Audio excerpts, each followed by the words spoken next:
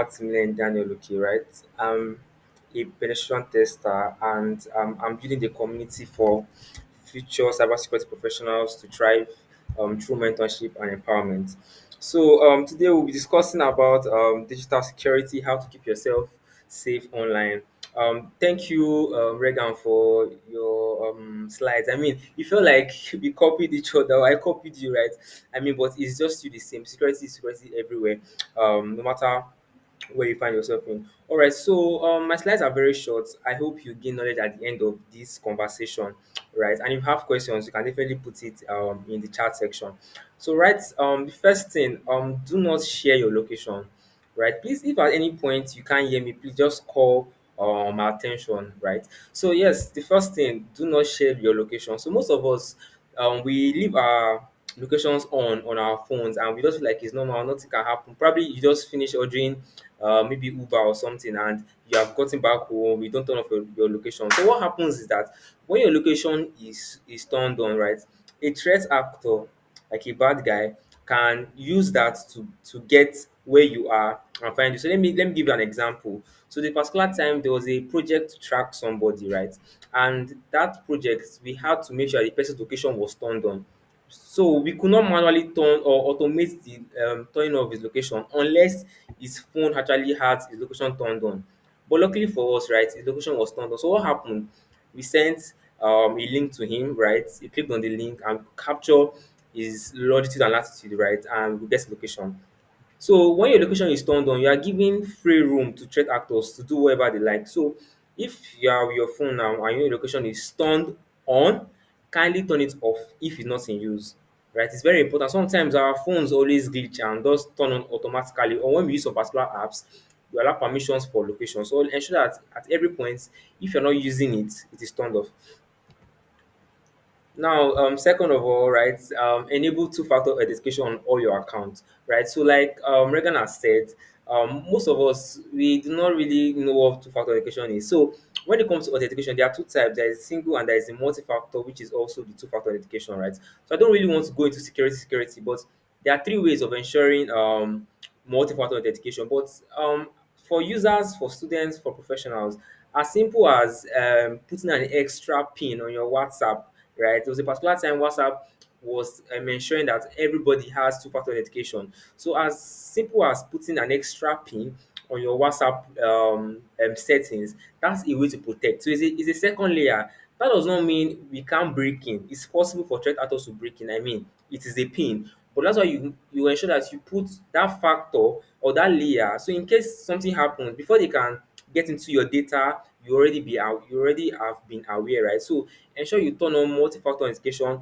on all your accounts, your Google, your Instagram, your Facebook. Ensure you have multi-factor authentication turned on. Sometimes I know some of us also have authentication apps on our phone. For those that work in organizations, you have Microsoft, you have Google. So it's important that you have this multi-factor authentication turned on all your accounts. So in case anything is happening to you, you can always get notified. I remember one time there was a particular case of somebody, his Facebook credentials were leaked, and someone was trying to log in from another country entirely, right? And now this person now got an email alert that, oh, someone is trying to log in from this particular place.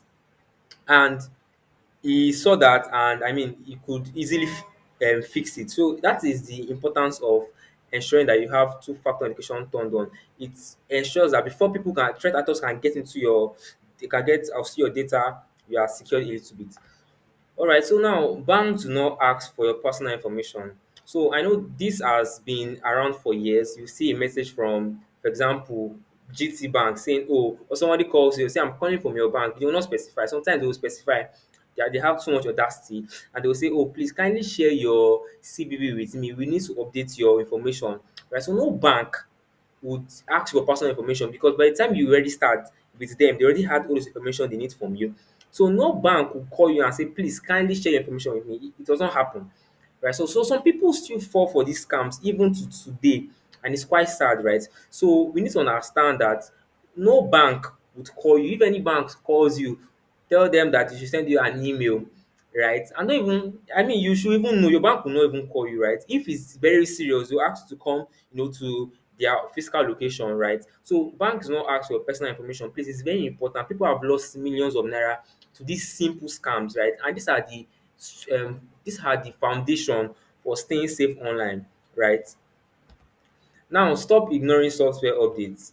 Most of us still would always do this. You will see that, oh, my iPhone now is saying iOS 17.1 is available. You have enough storage, but you won't update it. What happens is that when you don't update your phone, you're giving room for threat actors to attack. So what happens when you see people have hacked a particular system? What happens is that they have found a loophole, a weak point, a vulnerability, which is a loophole that would have been solved when that solution or system has been patched.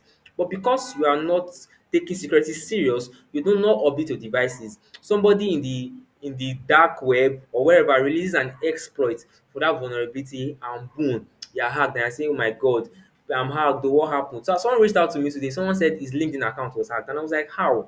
It's not possible. It's either of two things. Either you probably shared your credentials with somebody, right, or you don't have multi-factor authentication turned on. So, but this security, these systems that we use, these applications, they are highly scalable, highly secured, using multi-layer architecture that before you can break in, it will be a very terrible one. So these foundational steps are the ways to ensure that your accounts and everything is safe. So if you are currently using an Android phone, I am not on the highest level of update or patch, and your device allows for you to reach that particular update, please kindly do that now. It's very important, right? Because when you come into penetration testing, the word of penetration and ethical hacking, this is what we look for.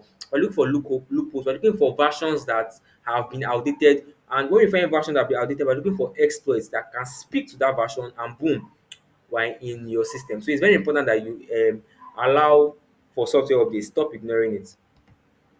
Right, so don't click a link from a random email or a random person. Like this is not new news. Sometimes I will see, oh, the governor of Osun State is giving out 500 million to undergraduates or to NYSC corpers. Kindly click on the link and you see a link like probably Osun State 2025.com slash something dot html, right? And my fellow people will click on that link, and later you now start complaining that, oh, what happened? My WhatsApp, I can't access my WhatsApp, I can't access my device. What's happening?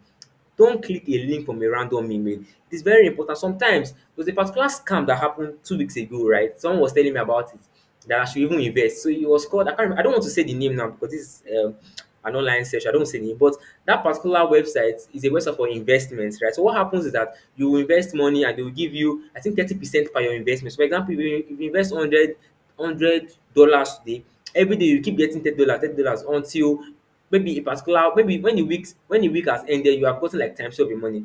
So what happened? We did some recordings and we found out that that particular website was just opened 3 days ago. Right, there are ways to find out this thing. So when you see websites like that, people are very eager to make money and they are ready to thrive on your foolishness. So don't take a link from a random email. It's very, very important. For me, when I see those kind of links, I won't even know what is there. So I have my VPN, I have everything secured. I go to my operating system, I try to explore the link. What's happening? What are these guys trying to steal?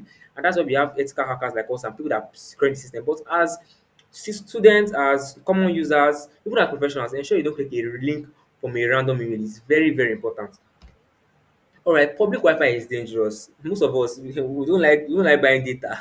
When we go to the airport, we go to the cafe shop, we go anywhere, we say, omo, your Wi-Fi is on. You would connect to it. It's very sad that in this 2025 we should do that. I understand that the country is very hard, but public Wi-Fi is a very, very simple thing to get into, right? So I wish I could share my adapter is very far away from me. I have a Wi-Fi adapter, and what that adapter does is that it scans for Wi-Fi networks within a particular radius around me. And what I can do with that adapter, I can de-authenticate you from your Wi-Fi system. I can create a second clone. For example, we see Daniel's Wi-Fi, right? You see Daniel's Wi-Fi, you see not Daniel's Wi-Fi.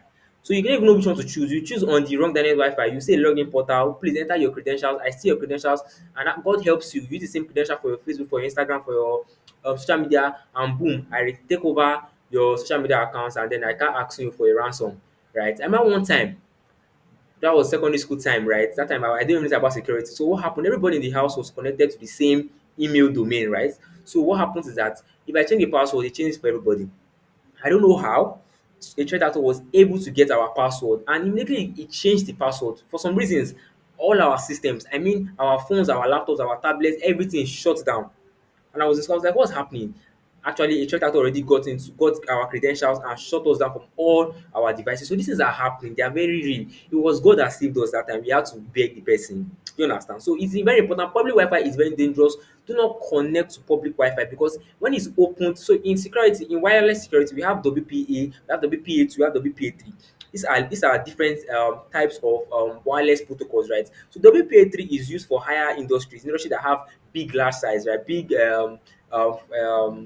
audience and stuff. But WPA2 is used by most locations in your house, in your studio, in the cafe, in the airport, right? So it's very important that you do not connect to this Wi-Fi because you don't know some people are in the network trying to sniff your bank information, and when you see money leaving your account, that's bad. So it's important that you don't connect to public Wi-Fi. It's dangerous, right? Now, pick strong passwords. Now that can okay, pick strong password that cannot be hacked. So now the truth is that there is no password. I tell you, there's no password in this life that cannot be hacked. But it is important that you set up your password in a way that before it takes a threat actor to break into, the person will suffer, right? So that's why you have to have uppercase, have special characters, have numbers. It's very important. So if you have a password like password 123, right, I can break it in 5 seconds. Now. So what happens that in security, when you're talking about password cracking, right? The strength or the time it takes to crack a password depends on the level and the hardness of your word list. So that's what we call word list. What is the dictionary of words that we want to try, commonly use passwords. So what happens that if your password is in my word list, it will take more time for me to it will take less time rather for me to break. But when you have characters, you have exclamation marks, the time it will take for my for me to crack that password would be very long, especially if I'm using a local like a laptop that has an SSD. If I don't have a strong GPU, right, it will take me ages to crack. So it's very important that set up passwords that cannot be easily hacked, right? So put in your 16 characters, ensure you have uppercase, ensure you have lowercase, ensure you have numbers, ensure you have special characters. It's very important. These information in these slides are very important, and it's so sad that people still fall for this thing. So Lagistem has brought this to you. So it's very important that you take usefulness or take cognizance of this information and use it to help yourself and ensure that you even share with people so that they can know that it is bad to not have these security features turned on or turned off. Thank you very much for listening to me. My name is Oluwatimilehin Daniel Oke.